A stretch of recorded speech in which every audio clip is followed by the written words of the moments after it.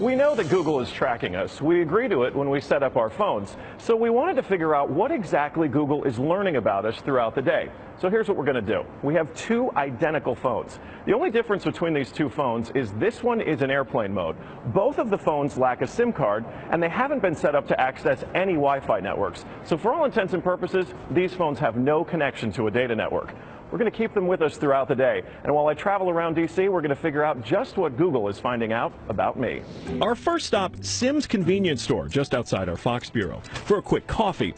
From there, we took a walk to the Capitol and took a quick walk around the Senate office buildings, and then decided to hop in a car and head around town. Hello. We're going to the Children's Hospital, please. To run our test, we had to do more than walk the block, so we took a tour around our nation's capital. First, due north to the Children's National Medical Center Hospital, then west to St. Albans School and the National Cathedral.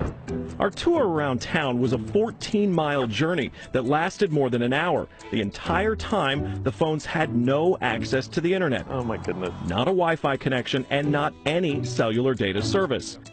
It almost seemed quaint to assume that Google wouldn't even be able to collect data on me. Let's head back to the bureau, my friend.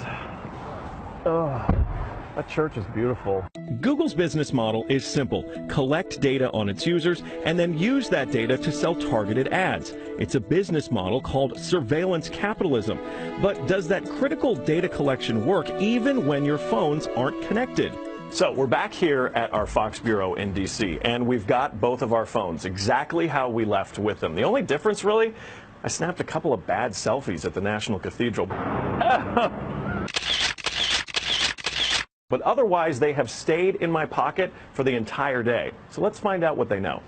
This is our man-in-the-middle device. It's basically a Wi-Fi network that these phones are going to connect to once we turn their Wi-Fi on.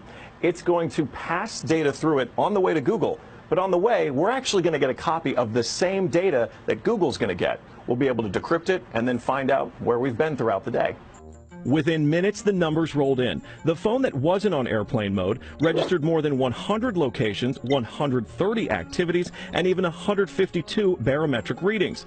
As soon as it hooked up to our Wi-Fi, it transmitted 300 kilobytes of data straight to Google.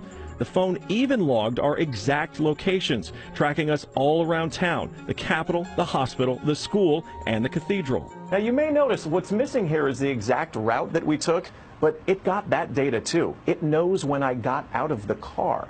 The metadata has a time log down to the very second, tracking everything when they think that you're walking, riding, and yes, even getting out of the car. Okay, so you're thinking, this isn't a big deal. I'll just put my phone in airplane mode. Yeah, we thought of that too. This is the other phone that we had with us that no SIM card also remained in airplane mode the entire time.